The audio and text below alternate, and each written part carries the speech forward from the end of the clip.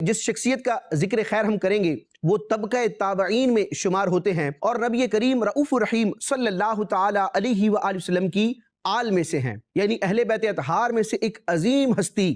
جن کا فیض دنیا نے پایا، وہ ہستی کہ جن کی بارگاہ میں بیٹھنے والے، جن کی شاگردی اختیار کرنے والے امت کے بڑے بڑے ائمہ بنے، حضرت امام اعظم ابو حنیفہ رحمۃ اللہ تعالی علیہ جیسی شخصیات جن کے شاگردوں میں شمار ہوتی ہیں۔ دنیا ان کو حضرت سیدنا امام جعفر صادق رضی اللہ تعالی عنہ کے نام سے یاد کرتی ہے۔ مدنی چینل کے ناظرین، یہ حضرت سیدنا مولا علی شیر خدا کرم اللہ تعالی وجہہ الکریم کی نسل سے، حضرت امام حسین رضی اللہ تعالی عنہ کی نسل سے ہیں۔ ہم حضرت امام جعفر صادق رضی اللہ تعالی عنہ کا ابتداً تعارف سنتے ہیں کہ آپ کا مکمل نام کیا ہے، آپ کا سن ولادت وغیرہ کیا ہے۔ حضرت سیدنا امام جعفر صادق رضی اللہ تعالی عنہ کا اصل نام جعفر ہے، کنیت ابو عبداللہ اور ابو اسماعیل ہے، یعنی ان دونوں کنیتوں سے حضرت امام جعفر صادق رضی اللہ تعالی عنہ پہچانے جاتے ہیں۔ جعفر آپ رضی اللہ تعالی عنہ کا نام ہے، لیکن آپ کے القابات میں صادق،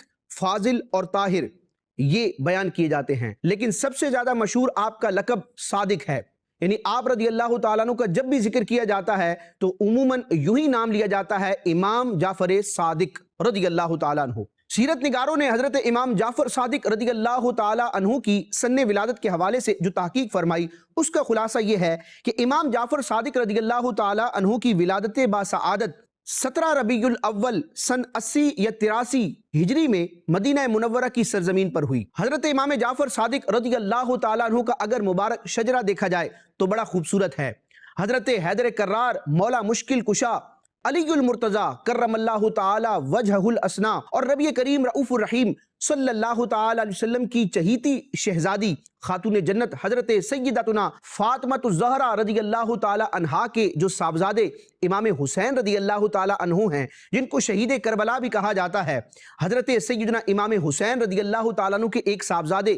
علی اوسط ہیں جن کا لقب زین العابدین ہے۔ حضرت امام زین العابدین رضی اللہ تعالیٰ عنہ کے ایک صاحبزادے ہیں جن کا نام حضرت امام باقر رضی اللہ تعالی عنہ ہے۔ یہ حضرت امام باقر رضی اللہ تعالی عنہ حضرت سیدنا امام جعفر صادق رضی اللہ تعالی عنہ کے والد گرامی ہیں۔ تو اس اعتبار سے حضرت امام جعفر صادق رضی اللہ تعالی عنہ شہید کربلا حضرت سیدنا امام حسین رضی اللہ تعالی عنہ کے پڑ پوتے ہیں، یعنی آپ کے پوتے کے صاحبزادے ہیں۔ حضرت امام جعفر صادق رضی اللہ تعالیٰ عنہ کا یہ شجرہ والد گرامی کی طرف سے ہے کہ آپ والد گرامی کی طرف سے فاطمی حسینی سید ہیں، اور اگر آپ رضی اللہ تعالیٰ عنہ کی والدہ کی طرف سے آپ کا شجرہ نسبی دیکھا جائے تو چند پشتوں کے بعد حضرت امام جعفر صادق رضی اللہ تعالیٰ عنہ کا شجرہ نسب خلیفہ اول بلا فصل حضرت سیدنا صدیق اکبر رضی اللہ تعالیٰ عنہ سے ملتا ہے، یعنی کہ والدہ کی طرف سے امام جعفر صادق رضی اللہ تعالیٰ عنہ صدیقی ہیں اور والد کی طرف سے حسینی فاطمی ہیں۔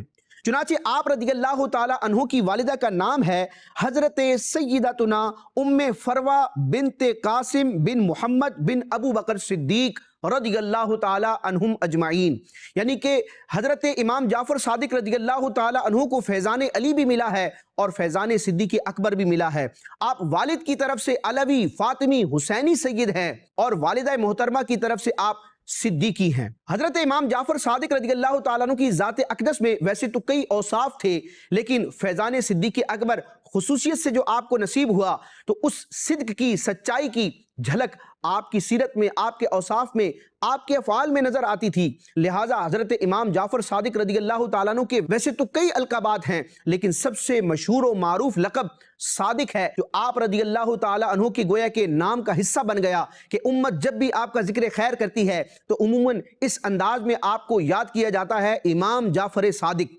رضی اللہ تعالی عنہ۔ مدنی چینل کے ناظرین، حضرت سیدنا امام جعفر صادق رضی اللہ تعالیٰ عنہ نے جب ہوش سنبھالا تو آپ نے علم دین کے حوالے سے بڑی عظیم ہستیوں سے فیض پایا ہے، یعنی آپ کے اگر اساتذہ کرام اور آپ کے تربیت کرنے والے افراد اور اشخاص دیکھے جائیں تو سبحان اللہ، چونکہ نبی کریم علیہ السلام کی آل کا گھرانہ ہے، برکتیں تو ویسے ہی یہاں موجود تھیں، بلکہ یہ برکتوں کا مرکز اور منبع تھا، لیکن حضرت امام جعفر صادق رضی اللہ تعالیٰ عنہ نے کئی شخصیات سے علم دین حاصل کیا اور ان کی خصوصی توجہ سے آپ رضی اللہ تعالیٰ عنہ ایک علمی مقام و مرتبے تک پہنچے۔ آپ رضی اللہ تعالیٰ عنہ نے جیسے ہی ہوش سنبھالا تو آپ کی تربیت کرنے والوں میں پہلا نام آپ کے والد گرامی حضرت سیدنا امام باقر رضی اللہ تعالیٰ عنہ کا آتا ہے۔ اس کے علاوہ حضرت سیدنا عبید اللہ بن ابو رافع اور نواسہ صدیق اکبر حضرت سیدنا عروہ بن زبیر، حضرت سیدنا عطا اور حضرت سیدنا نافع رضی اللہ تعالیٰ عنہ، یہ وہ شخصیات ہیں جنہوں نے حضرت سیدنا امام جعفر صادق رضی اللہ تعالیٰ عنہ کی تربیت فرمائی۔ مدنی چینل کے ناظرین، حضرت سیدنا امام جعفر صادق رضی اللہ تعالیٰ عنہ ویسے تو امام حسین رضی اللہ تعالیٰ عنہ کے پڑ پوتے ہیں،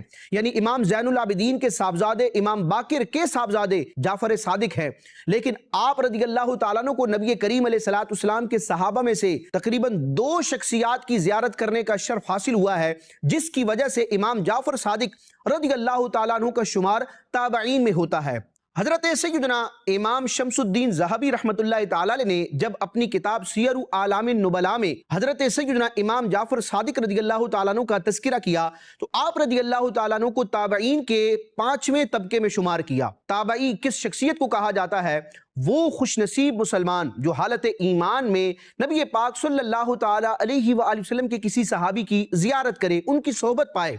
اور پھر اس شخص کا ایمان ہی پر خاتمہ ہوا ہو، تو اس عظیم شخص کو